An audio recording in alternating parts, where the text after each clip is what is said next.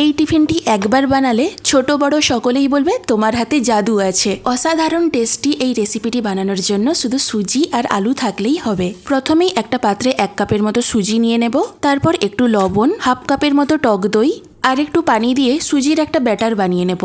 তো ব্যাটারটা বানানো হয়ে গেলে সুজিটাকে ফোলানোর জন্য ঢাকনা দিয়ে এটাকে কিছুক্ষণের জন্য রেস্টে রেখে দেব। এই ফাঁকে আলুর একটা পুর তৈরি করে নেব। আর এর জন্য কড়াইতে একটু সাদা তেল দিয়ে দিলাম। তেলটা একটু গরম হয়ে গেলে হাফ চামচের মতো গোটা জিরে দিয়ে দেব। জিরেটা নেড়ে চেড়ে হালকা ভাজা হয়ে গেলে একটু পেঁয়াজ কুচি দিয়ে হালকা ভেজে নেব। এরপর একটু আদা রসুন বাটা দিয়ে দেব। আদা রসুন বাটাটা কিছুক্ষণ ভেজে নেওয়ার পর দিয়ে দেব স্বাদ মতো লবণ, একটু জিরে গুঁড়ো, একটু লঙ্কার গুঁড়ো আর একটু চাট মশলা।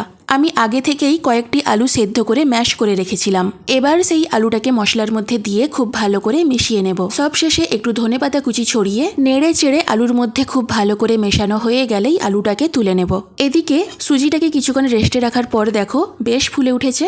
এবার এর মধ্যে 1 প্যাকেট ইনো দিয়ে দেব। ইনোটাকে একটু পানি দিয়ে অ্যাক্টিভ করে নেব। এরপর ইনোটা নেড়ে চেড়ে ব্যাটারের সাথে খুব ভালো করে মিশিয়ে নেব। তোমাদের কাছে ইনোটা যদি অ্যাভেলেবেল না থাকে সেক্ষেত্রে তোমরা একটু বেকিং সোডা দিয়ে দিতে পারো। তো মোটামুটি ব্যাটার আমাদের একদম রেডি। এবার আমি এরকম সাইজের 2টো বাটি নিয়েছি। বাটিগুলোর মধ্যে একটু তেল ব্রাশ করে নেব। এরপর একটু করে সুজির ব্যাটার নিয়ে বাটির মধ্যে দিয়ে দেব। আমি আগে থেকেই একটা পাত্রে পানি বসিয়ে দিয়েছি। পানিটাও ফুটে উঠেছে।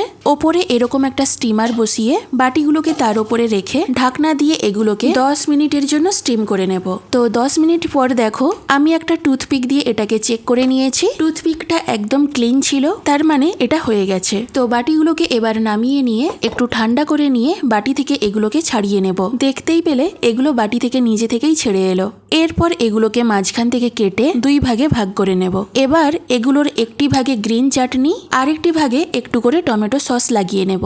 গ্রিন চাটনিটা আমি আগে থেকেই বানিয়ে রেখেছিলাম, তবে এটা যদি তোমাদের কাছে না থাকে তোমরা শুধু টমেটো সস লাগিয়েও এটা বানাতে পারো। এরপর আলুর যে পুর বানিয়ে রেখেছিলাম সেটা একটু করে নিয়ে এভাবে একটু চ্যাপটা করে বার্গারের একটা অংশের ওপর রেখে ওপরে আর একটি অংশ চাপিয়ে দেব। বার্গারের মতো দেখতে বলে আমি এগুলোকে বার্গারই বলে ফেললাম।